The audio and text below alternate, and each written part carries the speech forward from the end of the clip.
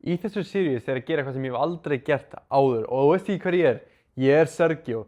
Ég hef hjálpað fullt af stórum personal brands og stórum fyrirtækjum með marketing og sales og hjálpað þeim að skala yfir 1 milljón á mánuði það kemur á dollarum. Og núna, nýlega fyrir svona 3-4 mánuðum þá kom ég til Íslands og ég byrjaði að hjálpa Íslendingum að byrja fyrirtæki, að byrja markaðssetningarfyrirtæki eins og margir ykkar þekkja AI partnering.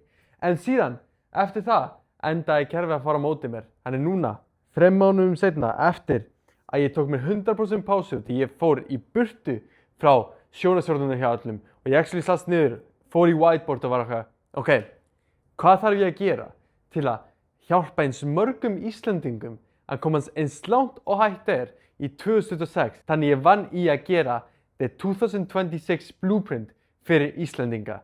Þannig að í þessu vídeo, í þessu series sem þú ert að sjá hana fyrir neðan, er ég að gera frían kurs. Ef þú ert að horfa á þetta, þá gæti það verið að þú ert búin að signa upp fyrir einum masterclass hjá mér, eða kannski ertu bara að horfa á þetta á YouTube. Eða það er þannig, velkomin í þetta vídeo. Og hvað er ég að fara að sýna ykkur í þessu fría kursi? Í þessu fría kursi er ég að fara að sýna ykkur einmitt mindseti sem þið þurfa að hafa. Aðal skills sem þið þurfa að læra það kemur á business. Hvernig þið lærið þessu skills? Hvernig persónuleika ertu með?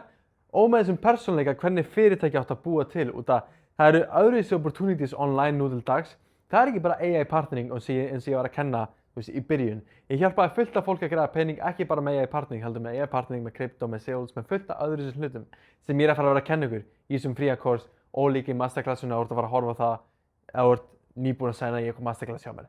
With that being said, ég sé ykkur í næsta vídeo. Næsta vídeo verður aðalega mindset.